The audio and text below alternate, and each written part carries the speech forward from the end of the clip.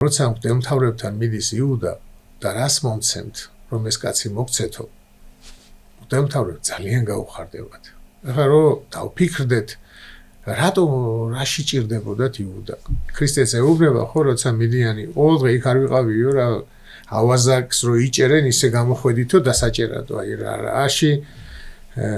რაში დაგჭირდათო ეს? იქ არ ვიყავიო თქვენთანო და იქ არ ვასწავლიდიო ტაძარშიო?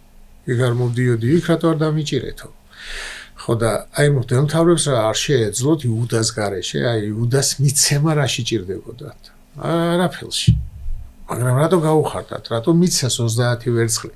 ეს ქრისტეს მონის ფასი იყო, ხა ქრისტესთან მიმართებაში ნებისმიერი ფული ქრისტეს გასაყიდად უმნიშვნელოა, მილიონები და მილიარდები რო იყოს, მაგრამ იმ დროისთვის ეს ნორმალური იმ გაგებით, რომ მაგით მიწა იყიდეს, სასაფლაოების მიწა იყიდეს იერუსალიმში და მიწა არასოდეს არ ღირდა იაფი, მით უმეტეს იერუსალიმში და ეს 30 ვერცხლი მიცეს იუდას, რომელიც არც ჭირდებოდათ ქრისტეს შესაყრობად. არაფერში არ ჭირდებოდათ, მაგრამ გაუხარდათ და რატო?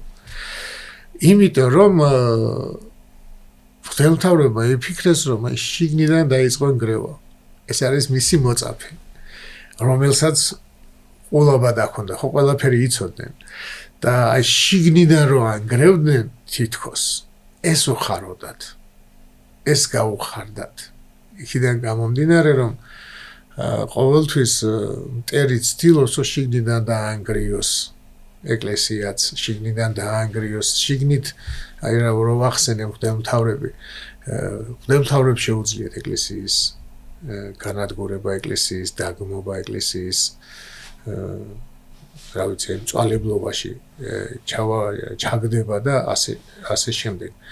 და ამიტომ ეს მოვლენა იყო მათთვის სიხარული და სხვანაირადაც ჩანს, რომ იუდა არაფერში არ ჭირდებოდათ, იქიდანაც ჩანს, რომ როცა იუდა უკვე მივა და კაცი მართალი გავეციე, რო ეტყვის, აი ჩვენ რაო, შენ არ მოხვედიო?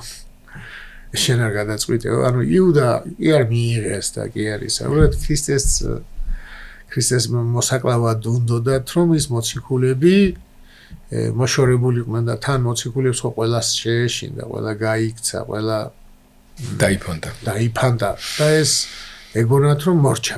აი მოვკლავთ და ამით მორჩება ყველაფერი. ამიტომ ეს გაცემას ამ შემთხვევაში მათთვის ძალიან დიდი მნიშვნელობა ჰქონდა.